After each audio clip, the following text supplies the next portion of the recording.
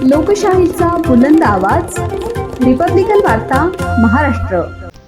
7 जुलै रोजी सोमवारी उपविभागीय अधिकारी नीलम बाफना यांच्या अध्यक्षतेखाली तहसीलदार ज्योती पवार यांच्या उपस्थितीमध्ये पैठण तालुक्यातील 110 ग्रामपंचायतचे जातीनिहाय आरक्षण पैठण तहसील कार्यालय येथे नवीन सभागृहामध्ये एका लहान मुलीच्या हाताने चिठ्ठ्यांमार्फत काढण्यात आले। पैठण तालुक्यातील काही प्रमाणात मोठमोठ्या ग्रामपंचायतचे सरपंच पदे ही आरक्षित असल्याने ग्रामीण भागातील पुढाऱ्यांची चांगलीच नाराजी झाल्याचं पाहायला मिळून आलं।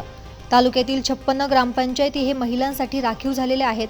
त्यापैकी 16 ग्रामपंचायत या अनुसूचित जातीसाठी राखीव आणि नागरिकांच्या मागास प्रवर्गासाठी 30, अनुसूचित जमातीसाठी 3, खुल्या महिला प्रवर्गासाठी 31, खुल्या प्रवर्गासाठी 30 अशी एकूण 110 ग्रामपंचायतचे आरक्षण सोडत काढण्यात आले। विशेष करून तालुक्यातील 110 ग्रामपंचायत पैकी 80 ग्रामपंचायती महिला आणि जातीनिहाय आरक्षण झाले आहे। केवळ 30 ग्रामपंचायतीवर खुल्या प्रवर्गातील सरपंच निवडून येणार आहे।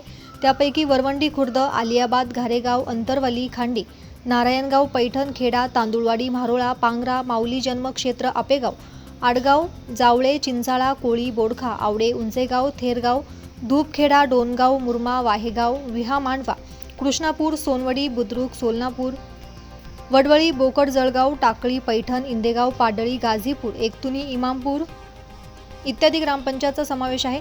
त्यावेळी उपविभागीय अधिकारी नीलम बाफना, तहसीलदार ज्योती पवार, नायब तहसीलदार राहुल बनसोडे, महसूल सहाय्यक अमोल पाखरे, निवडणूक विभाग प्रमुख खेडकर शेख आदी उपस्थित होते।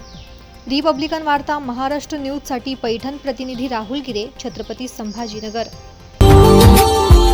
Subscribe now and press the bell icon.